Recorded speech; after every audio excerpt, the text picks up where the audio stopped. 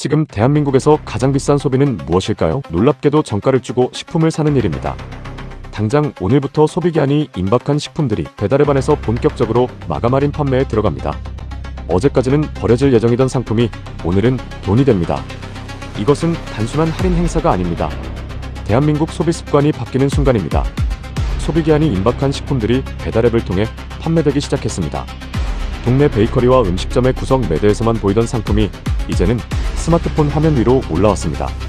소비자는 더 저렴한 가격의 상품을 살 수 있고 판매자는 폐기 비용을 줄일 수 있습니다. 배달의 민족, 쿠팡이츠, 요기요 같은 주요 배달앱과 럭키밀, 마구마켓 같은 전용 플랫폼이 이 시장에 들어왔습니다.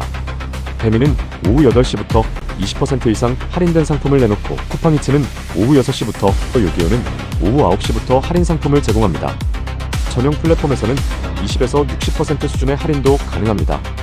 겉으로 보기에는 그냥 남은 음식을 싸게 파는 일처럼 보입니다. 하지만 구조를 들여다보면 이야기가 달라집니다.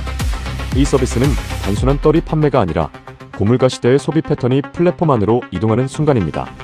사람들은 이제 무엇을 살지보다 언제 사야 가장 싸게 살지를 먼저 계산합니다.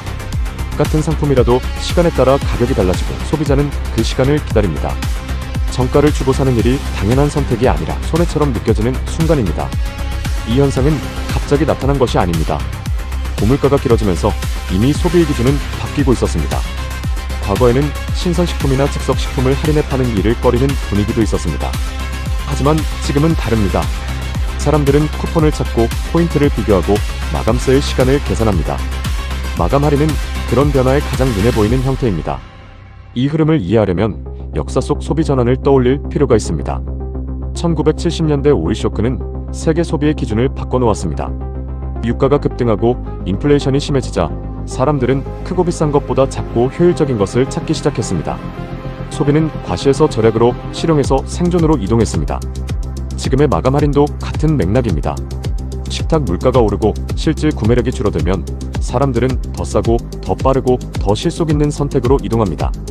할인 상품을 찾는 소비자는 단순히 알뜰한 사람이 아닙니다.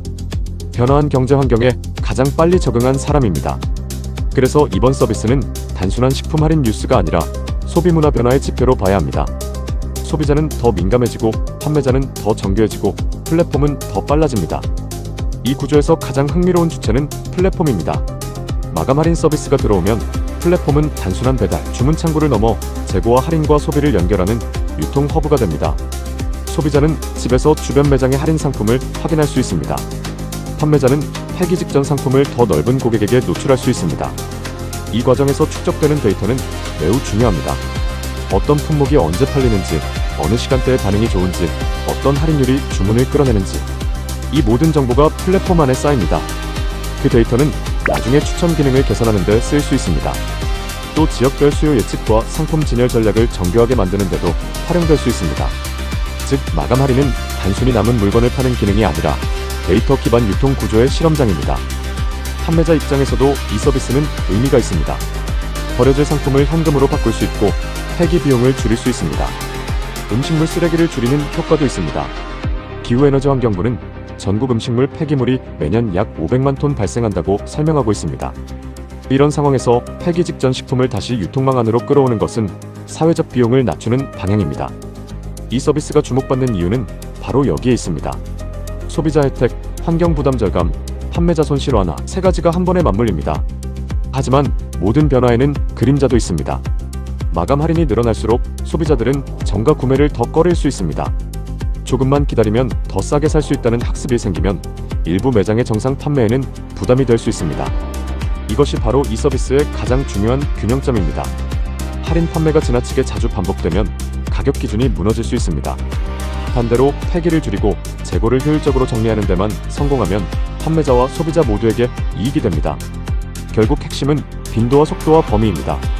어떤 상품을 얼마나 자주 어떤 폭으로 할인할 것인지, 그리고 그 과정이 정상 판매를 해치지 않도록 어떻게 조율할 것인지가 중요합니다. 또 하나 봐야 할 점은 소비자 심리입니다. 마감 할인은 단순히 가격을 내리는 것이 아닙니다. 소비자가 기다리는 시간의 가치를 바꾸는 일입니다. 이제 사람들은 식품을 고를 때 가격뿐 아니라 시간도 계산합니다. 언제 가장 싸게 살 수 있는지, 언제 품절되는지, 언제 앱을 열어야 하는지, 이런 계산이 일상화됩니다. 시장은 이제 제품만 파는 것이 아니라 소비자의 기다림까지 관리해야 하는 시대에 들어섰습니다. 이 변화는 유통업 전체에도 영향을 줍니다. 예전에는 할인과 재고 정리가 매장 내부의 운영 문제였습니다. 하지만 지금은 플랫폼이 그 과정을 밖으로 꺼내고 있습니다. 즉, 재고 관리가 더 이상 매장만의 일이 아닙니다. 소비자와 플랫폼과 판매자가 함께 움직이는 구조가 된 것입니다. 그래서 이번 서비스는 식품 할인 뉴스로 끝나지 않습니다. 고물가 시대의 소비 방식이 바뀌고 있다는 신호입니다. 오프라인 매장에 쌓여있던 재고가 디지털 플랫폼으로 이동하고 소비자는 그 안에서 가장 효율적인 가격을 찾고 있습니다. 시장은 버려지는 상품조차 다시 돈이 되는 구조로 재편되고 있습니다. 이 흐름은 앞으로 더 넓어질 가능성이 있습니다. 식품에만 머물지 않고 생활용품이나 소형 리퍼 상품이나 재고 정리형 상품으로도 확장될 수 있습니다. 플랫폼이 재고와 가격과 수요를 연결하는 방식이 정교해질수록 소비자는 더 많은 선택지를 갖게 됩니다. 그렇지만 선택지가 많아질수록 오히려 더 냉정해져야 합니다. 무조건 싸다고 좋은 것은 아닙니다. 정상 가격과 할인 가격을 구분하고 정말 필요한 상품인지 판단하고 유통기한과 소비기한을 정확히 확인하는 습관이 필요합니다. 우리가 무심코 누르는 할인 구매 버튼 뒤에는 소비 심리의 변화가 있고 유통구조의 변화가 있고 플랫폼 경제의 확장이 있습니다. 지금의 작은 할인은 단순한 이벤트가 아니라 다음 소비 질서를 예고하는 조용한 시작일 수 있습니다. 정가를 주고 사는 사람이 손해처럼 느껴지는 시대, 소비기한이 임박한 상품이 배달앱에서 새로운 가치를 얻는 시대, 그리고 그 흐름 속에서 소비자는 더 똑똑해지고 판매자는 더 정교해지고 플랫폼은 더 강해집니다. 지금 우리는 단순한 할인 행사를 보는 것이 아닙니다. 소비 방식 자체가 바뀌는 장면을 보고 있습니다. 이 영상을 시청하시는 여러분은 변화하는 흐름 속에서 현명한 소비하시길 바랍니다. 끝으로 구독, 좋아요, 알림 설정, 하이프 한 번씩 부탁드리며 마치겠습니다. 여러분의 자유로운 댓글도 환영합니다. 여러분의 소중한 참여가 모여 영상 제작에 큰 도움이 됩니다. 경제의 흐름을 꿰뚫는 날카로운 해석 이플로우였습니다. 시청해주셔서 감사합니다.